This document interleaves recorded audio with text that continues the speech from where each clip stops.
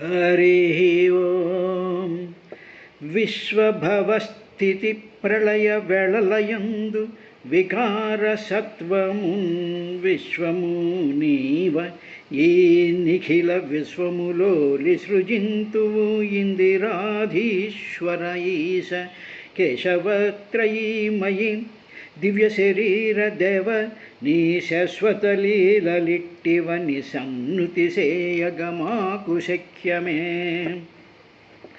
పంకజోదర నీవు అపార కర్ముండవు భవదీయ కర్మాబ్ధిపారమేద నెరిగెదనని మదిని ఛగించినవాడు పరికింపగా మతి భ్రష్టుగాక విజ్ఞానియే. చూడ విశ్వంబుని యోగమాయాపయోనిధి మగ్నమౌట తెలిసియుతమ బుద్ధి తెలియని మూఢులను ఏమనన్ అఖిలాలోకేశ్వర. దాసజనకోటికతి సౌఖ్యదాయకములు వితత కరుణాసుధాతరంగితములైన నీ కటాక్షక్షణముల చేనరయుమమ్ము చూచి సుఖులను చేయవే సుభగచరిత. అంతట లీలబోల జగదత్నుడు యజ్ఞవరాహమూర్తి అత్యంత గభీర భీషణ మహర్ణవతోయ సమూహమునన్ ఖురాక్రాంతము చేసి క్రమర ధరాతలము అంబుల మీద నిల్పి విశ్రాంతి వహింపజేసి గుణశాలి తిరోహితుడయ్యడయ్యడన్. మంగళమైన ఈ కథ సమంచిత భక్తి పఠింప విన్నవారిం కరుణార్ధ దృష్టిగని శ్రీహరి సల ప్రసన్నుడౌను. సత్సంగతుడైన విష్ణుడు ప్రసన్నుడు తానగునేని వారికి మంగళముల్ లభించును అనుమానము లేదు అదిగాక వెండియున్. హరి నిజదాసకోటికి గుహాశయుడై రమయించునట్టి సత్పురుషులకు ఇష్టవస్తు పరిపూర్ణ మనోరథ సిద్ధిగల్గు. సుస్థిరమగుచున్న మోక్షము అరచేతిది అయి చెలువారనన్న అస్థిరతర తుచ్చ సౌఖ్యములు చేకురుటల్మరి చెప్పనేటికిన్ కాన సరోజలోచను జగస్తవనీయ కథాసుధార సంబానిన యట్టి జిహ్వ యసధన్య కథాలవణోదకంబులం. పానము సేయజూచునే సుపర్వ మహీజమరంద పాన లాభానుభవంబు నొందు మధుప ప్రభనేగునె వెప చెట్లకు. హరి ఓం. యా ఏవమేతాం హరిమేధసో హరేః కదాం సుభద్రాం కథనీయమాయినః శృణ్వీత భక్త్యా శ్రవయేత వోషతిం జనార్దనోస్యాశు హృది ప్రసీదతి. తస్మిన్ ప్రపన్నే సకలాశిషాం ప్రభౌ కిం దుర్లభం తాభిరలం లవాత్మభిః అనన్యదృష్ట్యా భజతాం గుహాశయః స్వయం విధత్తే స్వగతిం పరః పరాం. కో నామ లోకే పురుషార్థసారవిత్పురా కథానాం భగవత్కథాసుధాం ఆపీయ కర్ణాంజలిభిర్భవాపహమహా విరజ్యేత వినా నరేతరం అని మైత్రేయ మహర్షి 50 శ్లోకాలు కలిగినటువంటి ఈ తృతీయ స్కంధంలోని 13వ అధ్యాయాన్ని ముగింపు పలుకుతూ ఉండేటువంటి విశేషంలో మనం ఉన్నాం. ఇప్పుడు నిన్నటి వరకు చెప్పినటువంటి విశేషాన్ని చూసినట్లయితే శూకరాకారంలో వచ్చినటువంటి వేదమయుడైనటువంటి ఆ పరమాత్మ యొక్క స్తుతిని బ్రహ్మాదులు చేస్తూ, స్వామి నీ యొక్క అపారమైనటువంటి అనంతమైనటువంటి క్రియాకలాపాలని ఎవరూ కూడా అర్థం చేసుకోలేరు.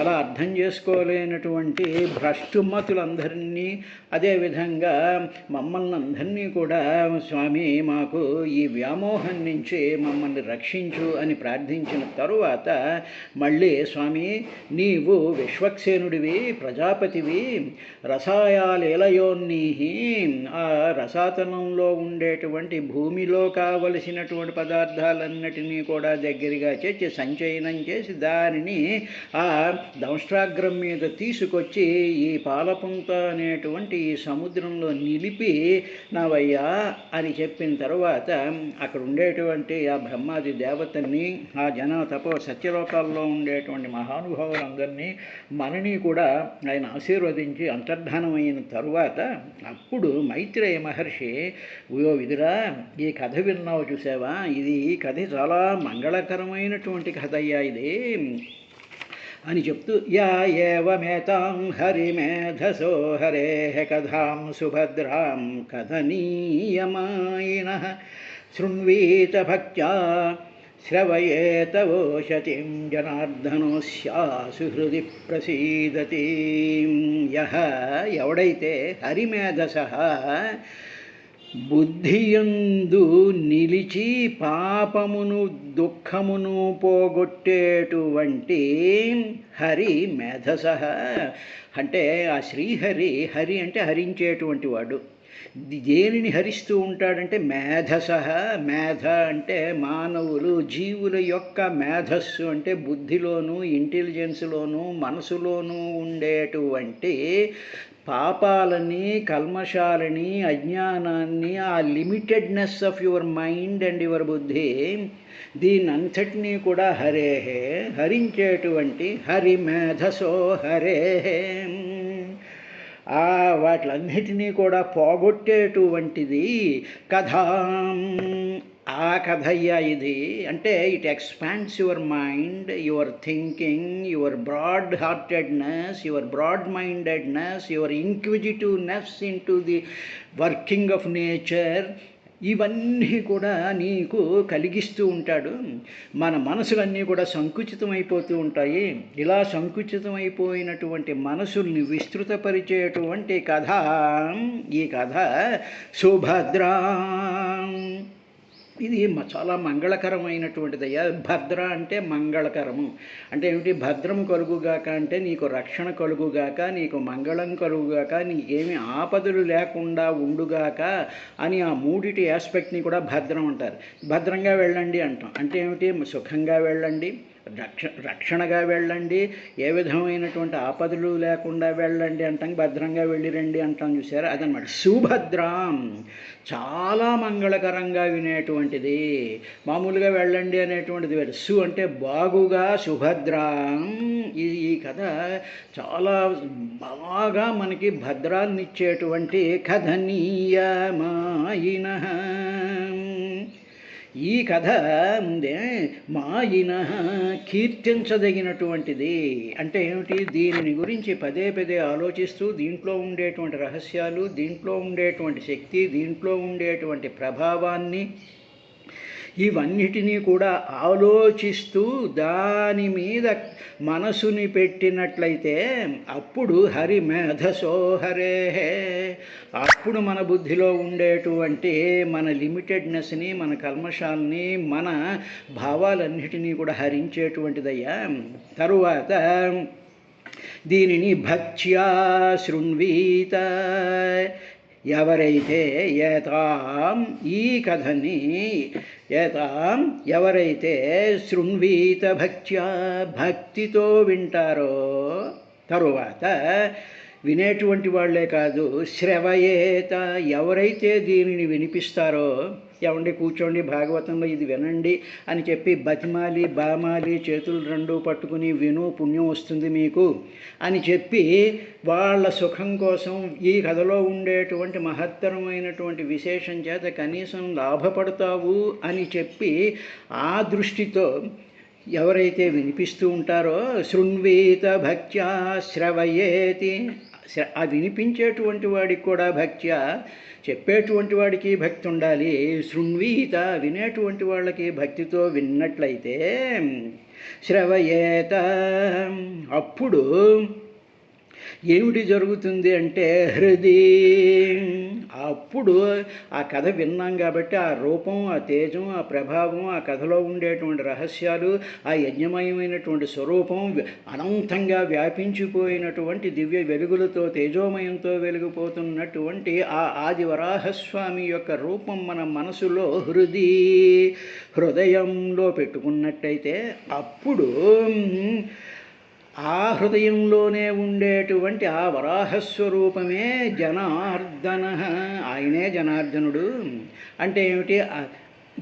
అర్ధన అంటే మదించడం అన్నమాట. దేనిని మదించేటువంటి వాడు అంటే దుష్టులను, దుష్ట స్వభావాలను, అన్ఇంట్రెస్టెడ్నెస్ని, ఏ విధమైనటువంటి ఆసక్తి లేనటువంటి భావాలను, తర్వాత అక్కడ ఏదో ఉంది అని అక్కడ పనికిరానటువంటి విషయాల మీద పరుగులు తీసేటువంటి ఆ కల్మషయుక్తమైనటువంటి భావాల్ని కూడా అర్ధన, అలాగ దాన్ని మర్దించేటువంటి శ్రీహరి. ఆ శ్రీహరి అస్య, అలాగా వినేటువంటి భక్త్యా శృణ్వేత శ్రవయేత వాళ్ళిద్దరికీ కూడా ఆశు వెంటనే వాళ్ళిద్దరినీ చూసి ప్రసీదతి ప్రసన్నుడవుతాడయ్యా అన్నారండి. అంటే ఏమిటన్నమాట? ఇక్కడ మనకు భాగవతం చెప్తున్నది ఏమిటి అంటే, ఏదైనా సరే భగవంతుడికి సంబంధించినటువంటి కథను వినడం, ఆ కథ చెప్తూ ఉండేటువంటి వ్యాసపీఠం మీద కూర్చున్నటువంటి వాడిలో ఉండేటువంటి భక్తి భావంతో ఆ భక్తిని మేళవించి చెప్పేవాడు, వినేవాడు వింటూ ఉంటే అప్పుడు శ్రీహరి ఆ కథలో ఉండేటువంటి కథానాయకుడైనటువంటి శ్రీహరి ప్రసన్నుడవుతాడు. మామూలు మానవులు అనుకోండి, వాళ్ళ ప్రీతి కోసం, వాళ్ళ స్థితి కోసం, వాళ్ళు చెప్పేటువంటి మాటలు వింటూ వాళ్ళ కోసం పరుగులు తీస్తూ ఉంటే వాళ్ళు ప్రీతి చెందుతారు. దానివల్ల మనకు వచ్చేటువంటిది ఏమీ ఉండదు, ఆయాసం తప్ప. దానివల్ల పాపం అంటుకుంటుంది తప్ప పుణ్యం రాదు. అది ప్రసన్నుడవడు. భగవంతుని ప్రసన్నం చేసుకోవాలి. దానినే పోతన గారు మంగళమైన ఈ కథ సమంచిత భక్తి పఠించినా విన్నా వారి కరుణార్ద్ర దృష్టిగని, వాళ్ళని చాలా కరుణపూరితమైనటువంటి దృష్టితో శ్రీహరి చాలా ప్రసన్నుడవును. మనకు కావలసినటువంటిది ఆ శ్రీహరి ప్రసన్నత. కానీ మనని అధికారంగా పిలిపించుకుని మన చేత కాలక్షేపం చేయించుకునే వాళ్ళ యొక్క ప్రసన్నత, వాళ్ళ యొక్క దృక్కులు కాదు మనకు కావలసింది. అక్కడ ఉండేటువంటి భగవంతుడి యొక్క ప్రసన్నమైనటువంటి దృష్టి మన మీద పడాలి. సత్సంగతుడైన విష్ణుడు ప్రసన్నుడు తానగునేని. అలాగా ఆ శ్రీహరి కానీ ప్రసన్నుడైతే వారికి మంగళములు లభించు, వాళ్ళకి మంగళాలు కలుగుతాయి తప్ప ఈ మానవుల యొక్క ప్రసన్నత కోసం పాకులాడితే చీవాట్లు చెప్పు దెబ్బలు తగులుతాయి. అనుమానము లేదు అదిగాక వెండి. దీంట్లో ఏ విధమైనటువంటి అనుమానము లేదయ్యా అని చెప్పిన తర్వాత ఇక ఈ మానవులు చేసేటువంటి అతి స్వల్పమైనటువంటి విశేషాలను చెప్తూ ఆయన తస్మిన్ ప్రసన్నే సకలాశిషాం ప్రభౌ కిం దుర్లభం తాభిరలం గవాత్మభిః అనన్య దృష్ట్యా భజతాం గుహాశయ స్వయం విదత్వే స్వగతిం పరాం పరఃపరాం. స్వామి, ఈ సకల ఆశిషాం, ఆశిషం అంటే కోరిక, సకల ఆశిషాం సమస్త జీవులకి కూడా అనేక రకాలైనటువంటి కామనలు ఉంటాయి, అంటే కోరికలు ఉంటాయి. వీటిలన్నిటికీ కూడా ప్రభౌ, సకల ఆశిషాం ప్రభౌ, వీటిలన్నిటికీ ప్రభువైనటువంటి వాడివి, అవన్నిటిని తీర్చగలిగినటువంటి తస్మిన్ ఆ శ్రీహరి ప్రసన్నే ప్రసన్నుడైతే కిం ఏది దుర్లభం లభింపశక్యం కానుంది. ఆ శ్రీహరిని మనం ప్రార్థిస్తే సమస్త కోరికలను తీర్చగలిగినటువంటి కెపాసిటీ, శక్తి, దాని యొక్క ఆ కోరికలను తీర్చగలిగిన సమస్త సామగ్రి ఉండేటువంటి ఆ శ్రీహరి ప్రసన్నుడైతే ఇక దుర్లభం ఏముంటుంది? మనకి ఏ విధమైనటువంటి దుర్లభం ఉండదు. ఇప్పుడు ఈ మానవులు అది వదిలేసేసి ఏం చేస్తూ ఉంటారంటే లవ అంటే చాలా అల్పమైనటువంటి అల్పాలన్నమాట, ఎందుకు పనికిరానటువంటివి, చాలా చిన్నమైనటువంటి తాభి, ఆ కోరికలు ఇంకా చాలు అయిపోయండి, అలం ఇంకా చాలు.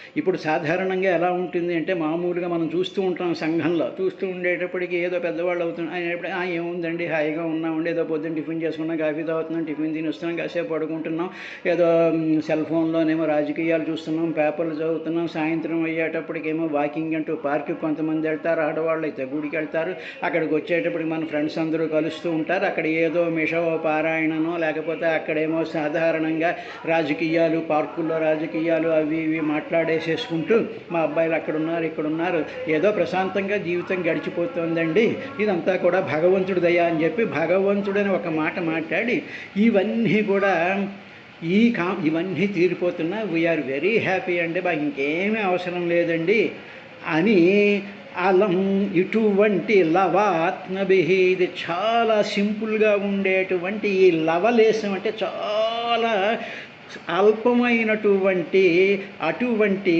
కోరికలు అలం చాలయ్యా అని మైత్రేయుడు విదురుడికి చెప్తున్నాడు. స్వామి, ఈ లోకంలో జనులందరూ ఇలాగే ఉంటారు, ఏముందండి సాయంత్రం వెళ్తాం, హాయిగా కూర్చుంటాం, మా ఫ్రెండ్స్ అందరూ ఉంటారు, వాళ్ళు ఒకళ్ళు చూసుకుంటాం, కబుర్లు చెప్పుకుంటూ ఉంటాం, చాలా సంతృప్తిగా ఉంది, ఏదో ఏదో ఆ కబుర్లు ఈ కబుర్లు అవి ఇవి చెప్పేసేసుకుంటాం, చాలా ప్రశాంతంగా ఉంటుంది, చాలు, జీవితానికి ఎంతకన్నా ఏముంది, మన వాళ్ళతో కలిసిపోయి ఆత్మీయులతో కలిసిపోయి దృష్టి దీక్షలు అవి ఇవి తీసేసుకుంటూ ఉంటాం, బాగానే ఉంది అనుకుంటాం. కానీ అనన్యదృష్ట్యా భజతాం గుహాశయః స్వయం విధత్వే స్వగతిం పరాం. కానీ అలా అనుకున్నటువంటి నీ బుద్ధి ఉందే, చాలండి, చాలా సంతోషం, ఈవేళ సాయంత్రం హాయిగా జరిగిపోయింది, రేపు కూడా ఇలాగే జరిగిపోతుంది, ఇలా వెళ్ళిపోతే చాలు అనుకునేటువంటి నీ బుద్ధి ఉందే, నీ మనసుందే, అది దానితో ఇంకా చాలు, అక్కడికి ఆపేసేసి గుహాశయ, గుహ అంటే ఇక్కడ బుద్ధి, ఆ మనసు, ఆ గుహాశయ, ఆ గుహలో ఆ బుద్ధిలో నువ్వేం చెయ్యాలంటే అనన్యదృష్ట్యా, అడ్డులేనటువంటి దృష్టితో, అడ్డులేనటువంటి భావంతో ఏం చేయాలి, భజతాం, ఎవరిని, పరమమైనటువంటి అన్నిటికన్నా ఉత్తమమైనటువంటి అన్నిటికన్నా కూడా గొప్ప లక్ష్యమైనటువంటి ఆ పరమాత్మని అది మనసులో పెట్టుకోవాలి, కనీసం ఒక్క క్షణమైనా సరే అని స్వయం విధత్తే స్వగతిం. ఇప్పుడు అలాగా ఆ బుద్ధే చాలు, ఈ సింపుల్గా ఉంటే చాలండి, ఈ వాళ్ళతో కబుర్లు చెప్పేసుకుంటే చాలు, అంతకన్నా ఏం కావాలి జీవితానికి అనుకునేటువంటిది బుద్ధేగా. ఆ బుద్ధిలో కనీసం ఒక్క క్షణం ఆ బుద్ధిలో అన్నీ ఇస్తూ ఉండేటువంటి ఏమిటి అంటే స్వగతిం, తన గతిని, తన లక్ష్యాన్ని, తన పదాన్ని, తన రూపాన్ని ఇచ్చేటువంటి స్వయంగా ఆయన ఇస్తూ ఉన్నాడు. ఇవన్నీ ఇస్తూ ఉన్నటువంటి దాన్ని తీసుకోకుండా ఇటువంటి చాలా అల్పమైనటువంటి వాటితో సంతృప్తి పడిపోయేటువంటి ఆ బతుకులు చాలు, అలం అంటే చాలు అంటున్నారండి. కాబట్టి ఇప్పుడు ఏమిటి అంటే ఒక్క నిమిషం పాటు అక్కడ ఎదురుగా పార్కులోకి వెళ్ళాం అనుకోండి, ఈ ముసలాళ్ళందరూ కూర్చుంటారు, పార్కులో అవి ఇవి చూస్తుంటారు, పిల్లలు ఆడుతుంటారు, చెట్లకు పువ్వులు పూస్తూ ఉంటాయి, చల్లటి గాలి వీస్తూ ఉంటుంది, పైన ఆకాశంలో ఏదో చంద్రుడు వస్తూ ఉంటాడు, హాయిగా ఉంటుంది. అయ్యా చూసావా భగవంతుడి యొక్క లీల, ఎంత చల్లనైనటువంటి గాలి వేస్తోంది, ఈ గాలిలో ఆక్సిజన్ ఉంది, ఈ పువ్వులలో ఎంతో మహత్తరమైనటువంటి సౌందర్యం ఉంది, ఇదంతా కూడా భగవంతుడు చేస్తున్నాడు అని చెప్పి ఒక్కసారి నీ బుద్ధి గుహాశయ, నీ బుద్ధిలో ఆయనని అనన్య దృష్ట్యా కాసేపు అనన్యంగా అడ్డు లేకుండా ఒకసారి దాన్ని అలా చూస్తూ చూస్తూ భజత, దానిని నువ్వు సేవిస్తూ ఉంటే అప్పుడు ఆయన స్వగతిం స్వయం పరాం, దానిని, ఆ తేజస్సుని, ఆ శక్తిని, ఆ భజత, ఆ దాన్ని సేవించినటువంటి దాన్ని నీకు ఇస్తాడు. అదేవిధంగా గుళ్ళోకి వెళ్ళిన తర్వాత ఒక్క నిమిషం పాటు, ఒక్క అర నిమిషం పాటు అక్కడ నిలబడి అక్కడ ఉండేటువంటి విగ్రహాన్ని, మిగతా మాటలన్నీ మానేసి ఆ విగ్రహాన్ని చూస్తూ, స్వామి నీవు గుణాతీతః త్వం కాలాతీతః త్వం దేహత్రయాతీతః స్వాం మూలాధారే స్థితోసి సర్వశక్త్యాత్మకః సర్వశక్తి సమన్వితుడైనటువంటి వాడివి నీవు మా శరీరంలో ఉండేటువంటి గతిశక్తివి, మా ప్రాణం కదులుతోంది అంటే నువ్వే అని చెప్పి గుహాశయః భజతాం అనన్య దృష్ట్యా అనన్యంగా ఆ విగ్రహాన్ని ఒక్క అరనిమిషం పాటు చూసి నమస్కారం పెట్టుకుంటే అప్పుడు ఆయన స్వయం విధత్వే స్వగతిం పరఃపరాం, నేను ఇవ్వడానికి రెడీగా ఉన్నానయ్యా అని చెప్పి ఆ వినాయకుడు, ఆ అమ్మవారు, ఆ నారాయణ స్వామి, ఆ వరాహస్వామి ఇస్తారు. అవన్నీ వదిలేసేసి తాభిరలం లవాత్మభిః, ఎవరే ఏ మనుషుల యొక్క దృష్టి పడాలి అనుకునేటువంటిది అలం, ఇంకా చాలు చాలు. ఇది మానవుడు ప్రాక్టీస్ చేయాల్సినటువంటి సాధన అంటే ఇదండి, ఇది సాధన అంటే. ఆ విషయాన్ని చెప్పిన తరువాత మైత్రేయ మహర్షి ఈ 50వ శ్లోకాన్ని పరిపూర్తి చేస్తూ ఈ విధంగా కో నామలోకే పురుషార్థసారవితు పురా కథానాం భగవత్కథాసుధాం ఆపీయ కర్ణాంజలిభిర్భవాపహామహో విరజ్యేత వినా నరేతరం. లోకే, ఈ లోకంలోనయ్యా, నర ఇతరం వినా, పశువుని మినహాయించి, అంటే పశువులు తప్ప పురుష అర్ధసారవిత్, పురుషార్థాలంటే ఏమిటి? ధర్మం, అర్థం, కామం, మోక్షం, భగవంతుడే సత్యం అనేటువంటి ఆ సారం, ఇదే సత్యము, భగవంతుడే సత్యము, మిగతాదంతా అసత్యము. ఈ భావాలు, ఈ ఆత్మీయతలు, ఈ మమకారాలు, ఈ చాలా అతి అల్పమైనటువంటి ఆనందాలు, సంతృప్తులు కావు అని కహ నామ, ఎవడైతే అలా అనుకుని ఇవన్నీ అబద్ధాలు, ఇవన్నీ కూడా మెచ్చుకోలు పనులు, ఇట్ ఈజ్ ఆల్ హిపోక్రసీ అని ఎవడైతే ఎరుగుతాడో, దాన్ని తెలుసుకుంటాడో, పురా కథానా, పూర్వం చెప్పినటువంటి భాగవతంలో చెప్పినటువంటి, పురాణాల్లో చెప్పినటువంటి, వేదాల్లో ఉండేటువంటి మహత్తరమైనటువంటి చాలా పూర్వం నుంచి ఉన్నటువంటిది అంటే సత్యం. ఆ సత్యం యొక్క గాథలలో పురాకథానాం, ఆ కథలు ఏమిటి అంటే భవ అపహాం, సంసారాన్ని తొలగించేటువంటివి ఆ కథలు. అంటే ఏమిటనమాట? ఇరుక్కుపోయి మోహంలో గిరగిరా కొట్టుకుంటూ చిరాకులతోనూ, అనారోగ్యాలతోనూ, రోగాలతోనూ, సంతోషాలతోనూ, దుఃఖంతోనూ రిపీటెడ్గా అదే పని, అదే కాఫీ, అదే భోజనం, అదే పడక, అదే తిట్లు, అదే ఆనందం, అదే సంతృప్తులు, అదే కార్యక్రమాల్లో పోయేటువంటి దాన్ని సంసారం అంటారు. భవ అపహం, దాని నుంచి తొలగించగలిగినటువంటి భగవత్ కథాసుధాం, ఆ భగవంతుడి యొక్క ఆ కథలనేటువంటి అమృతాన్ని ఏం చేయాలంటే కర్ణ అంజలిభి, చెవులు అనేటువంటి దోసిళ్ళ వంటి చెవులతో ఆపీయ, బాగా నిండుగా త్రాగి విరజ్యేత, విరక్తిని పొందారు. అప్పుడు వైరాగ్యం వస్తుంది. అహో, ఆహా, ఎంత గొప్పవి ఈ కథలు అని చెప్పి, స్వామి నీ యొక్క కథలు ఎంత గొప్పవో ఇవన్నీ, ఇటువంటి జంజాటాల్లో నుంచి, ఇటువంటి మోహాల్లో నుంచి, ఇటువంటి పీకులాటల్లో నుంచి, ఇటువంటి చాలా అల్పమైనటువంటి, పనికిరానటువంటి, మెహర్బానీయమైనటువంటి ఈ రకరకాలైనటువంటి స్థితులలో నుంచి ఇవి ఎవరుంటారు అంటే నర ఇతరం వినా, ఇటువంటి అల్పసుఖాల కోసం పాకులాడేటువంటి పశువులు మాత్రమే.